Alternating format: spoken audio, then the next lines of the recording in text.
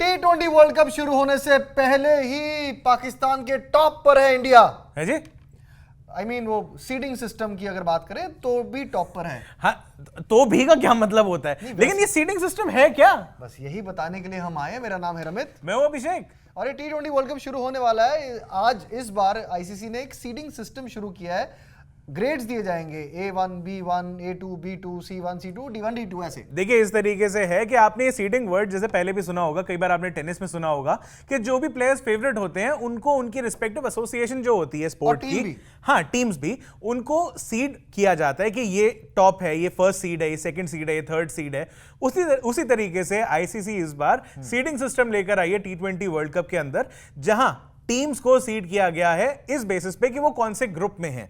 तो जो भी 4 ग्रुप्स बने हैं, हर ग्रुप के अंदर 5 टीमें हैं। अगर हम इंडिया के ग्रुप की बात करते हैं जो कि ग्रुप ए है, तो उसके अंदर 5 टीमें India, Pakistan, USA, Ireland, Canada, ये 5 टीमें हैं। और जो भी आगे ग्रुप्स भी हैं उनमें भी जिस तरीके से नाम दिए गए हैं उसके हिसाब से आईसीसी ने सीड्स दे दिए हैं।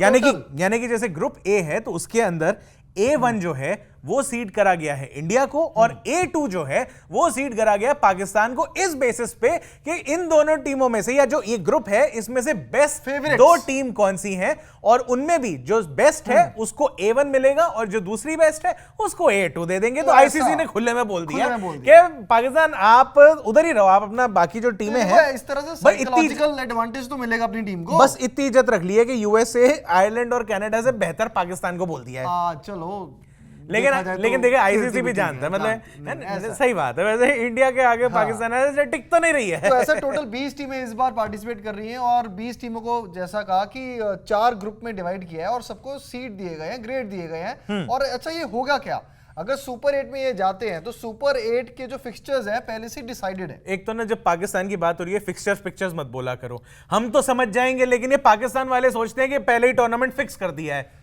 मैंने खुद सुना है उनके यहाँ पे मीडिया में बोलते हैं वो लोग कि भैया ये तो कह रहे हैं कि फिक्सचर्स हैं, तो मतलब मैच पहले से फिक्स कर रखे हैं। इनको समझ में नहीं आता भाई साहब, इंग्लिश नहीं पढ़ते वो लोग। इंग्लिश तो पढ़ते होंगे लेकिन पता नहीं उनकी थोड़े से ना इधर उधर चले जाते हैं ये लोग, जहां फिक्सिंग का वर्ड आता नहीं है ये खुश हो जाते हैं। चलो, तो अब ये फिक्सचर जो है सुपर 8 में कैसे वर्क करेंगे इसकी बात कर लेते हैं। हाँ, क्योंकि अगर आपने देखा हो कि यहाँ पे इस बार फॉर्मेट जो है T20 वर्ल्ड कप का ये है कि पहले लीग स्टेज के अंदर जो 4 ग्रुप हैं 5-5 टीमों के, उनमें हर ग्रुप के अंदर आपस में मैच होने वाला है। ठीक है जी, कि सारी टीमें आपस में एक बार मैच खेलेंगी।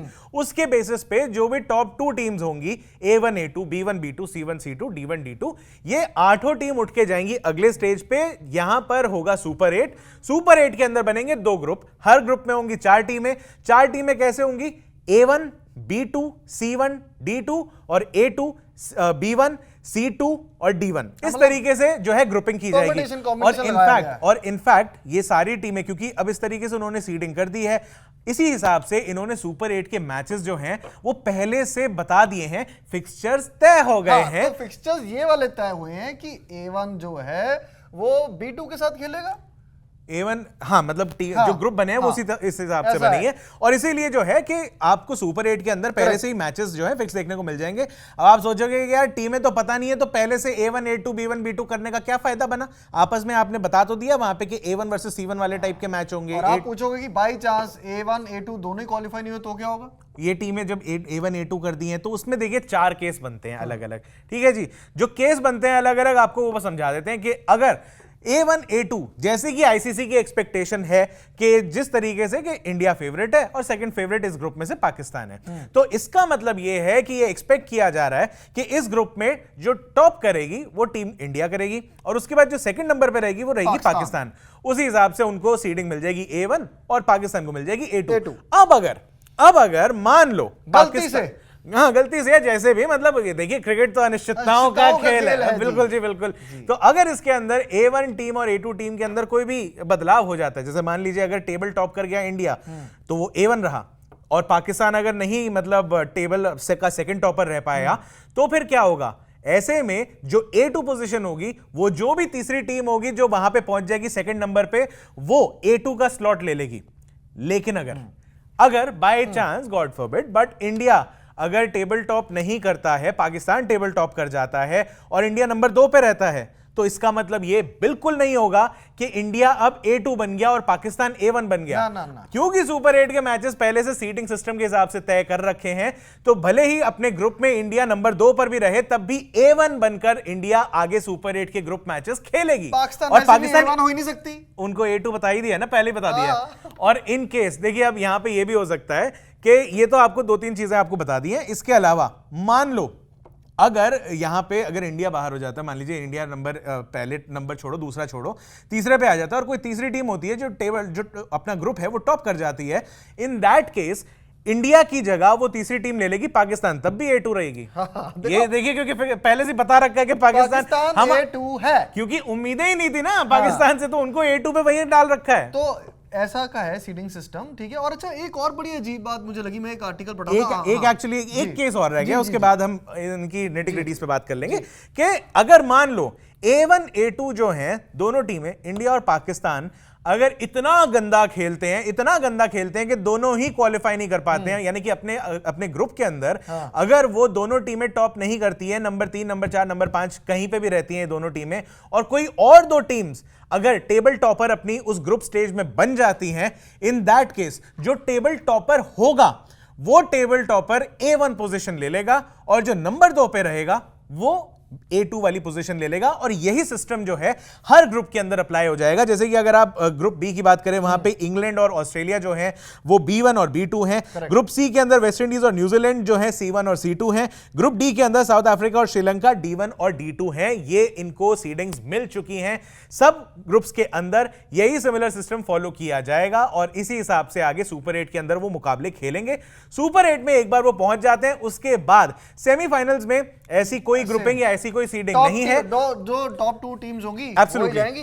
तो एक और अजीब बात है, हाँ। देखो फर्स्ट सेमीफाइनल में इन्होंने रिजर्व डे रखा हुआ है, हाँ। फाइनल में रखा हुआ है, हाँ। पर सेकंड सेमीफाइनल में रिजर्व डे नहीं रखा क्योंकि गैप नहीं है, मतलब वो देखिए एक दिन बाद फाइनल है। वो एक्चुअली सुबह और रात के हिसाब से मैच जो हो रहे हैं, तो उसके हिसाब से जो पहला सेमीफाइनल अगर होगा तो देखिए दोनों सेमीफाइनल्स के लिए जो है 250 मिनट जो है एक्स्ट्रा दे रखे हैं कि इन केस अगर कोई भी बारिश हो जाती है, कुछ हो जाता है, किसी भी रीजन से मैच पूरा नहीं होता है, इन दैट केस सेमीफाइनल 1 के अंदर जो है आपको पहले दिन, जिस दिन भी आपको मैच खेला जा रहा होगा, उस टाइम पे आपको 60 मिनट एक्स्ट्रा मिल जाएंगे गेम एक्सटेंड करने के। अगर मान लो कि तब तक अगर रिजल्ट मैच अगर हो जाता है तो सब कुछ ठीक है, लेकिन अगर उन 60 मिनट एक्स्ट्रा के अंदर भी नहीं हो पाता तो फिर वो 90 मिनट कंटिन्यू और अगले दिन मिलेंगे। अगले दिन सेमीफाइनल 1 में 190 मिनट यानी कि 3 घंटा 10 मिनट जो है वो आपको मिल जाएंगे, लेकिन अगले दिन वो मैच कंटिन्यू होगा।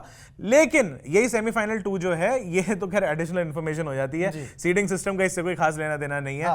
और सेमीफाइनल 2 के अंदर क्योंकि वो रात को ही हो रहा होगा, कंटिन्यू हो जाएगा अगला दिन अगर मैच एक्सटेंड होता है तो उसी के लिए 250 मिनट उनको भी मिला और उनके लिए वो 250 मिनट कंटिन्यूएशन में रहेंगे।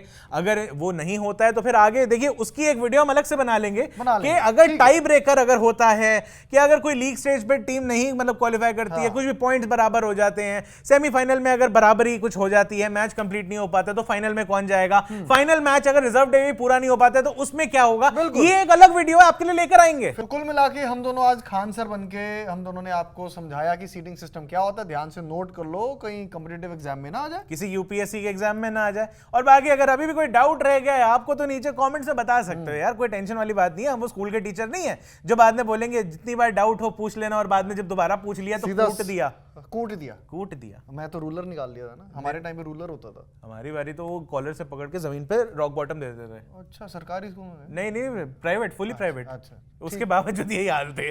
वो अपने टाइम पे उनका वो रहा होगा ना उनका बचपन। चलिए आगे चाय पे डिस्कस करते हैं। मेरा नाम है रमित, मैं हूं अभिषेक। देखते रहिए स्विच।